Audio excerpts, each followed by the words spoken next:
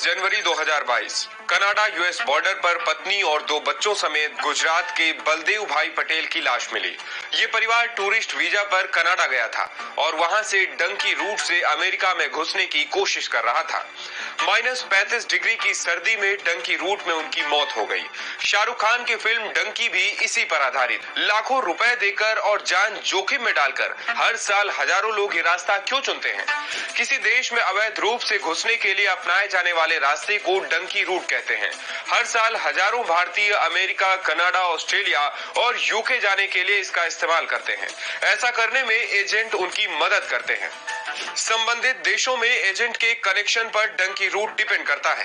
पंजाब के जलंधर के एक एजेंट ने कि अमेरिका तक के डंकी रूट का खर्च करीब 70 लाख रुपए है और जितना ज्यादा पैसा रास्ते में परेशानियां उतनी ही कम। भारत से डंकी रूट का पहला पड़ाव लैटिन अमेरिकी देश पहुंचना है। इनमें इक्वाडोर, बोलिविया और गुयाना जैसे देश शामिल हैं। इन देशों में जाने के लिए ऑन द स्पॉट वीजा मिल जाता है। ब्राजील और वेनेजुएला के लिए भी टूरिस्ट वीजा आसानी से मिलता है। यहाँ से लोग डंकी रूट से कोलंबिया पहुँचते हैं।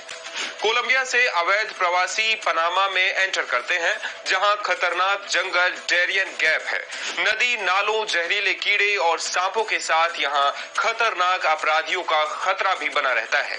लूट, रेप और मर्डर जैसी घटनाएं यहां आम हैं। इस रूट से डंकी 10 से 15 दिन में ग्वाटेमाला पहुंचते हैं। ग्वाटेमाला एक बड़ा कोऑर्डिनेशन सेंटर है, जहां उन्हें दूसरे एजेंट के हवाले किया जाता है। जंगल से बचना हो तो दूसरा रूट नदी का है। इसमें करीब 150 किलोमीटर का सफर नाव से तय करना पड़ता है।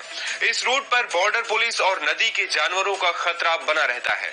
इन चुनौतियों को पार कर डंकी को मैक्सिको से यूएस बॉर्डर जाना होता है। सर्दी और रेगिस्तान की मुसीबतें झेलकर डंकी यूएस मैक्सिको सीमा पर पहुंचते हैं, जहां 3140 किलोमीटर लंबी दीवार फांदकर अमेरिका में दाखिल हुआ जा सकता है। जो लोग दीवार पार नहीं कर पाते वो रियो ग्रांडे नदी पार करने का रिस्क लेते हैं। इस तरह अमेरिका जाने वालों से उनका पासपोर्ट और दूसरे डॉक्यूमेंट्स ले लिए जाते हैं ताकि वहां उनकी पहचान न पता चले, क्योंकि अगर ऐसा हुआ तो उन्हें वापस भारत भेजा जा सकता है। अमेरिका में 7,25,000 अवैध प्रवासी भारत से हैं। ये मैक्सिको और अल साल्वाडोर के बाद तीसरी सबसे बड़ी संख्या है। अमेरिका में घुसने के बाद डंकी जानबूझकर अपने आप को वहां की पुलिस के हवाले कर देता है। सवाल उठता है कि वो ऐसा क्यों करते हैं?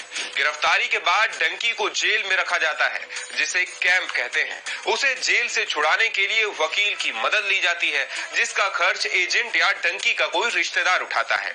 वकील कोर्ट को भरोसा दिलाता है कि डंकी यानी उस व्यक्ति को अमेरिका में रहने दिया जाए। रिहाई के बाद डंकी को वहां काम करने की अनुमति मिलती है और 8 से 10 साल में ग्रीन कार्ड भी मिल जाता है। 10-15 साल बाद उसे अमेरिका की नागरिकता भी मिल जाती है। अमेरिका जाने के लिए इन दिनों एजेंट्स ने एक और नया डंकी रूट बनाया है, जो यूरोप से जाता है। इसमें डंकी पहले यूरोप के शेंगेन जाता है और फिर वहां से मैक्सिको। दिल्ली के एक एजेंट के मुताबिक नया रूट अभी तक सरकारों की नजर में नहीं आया है।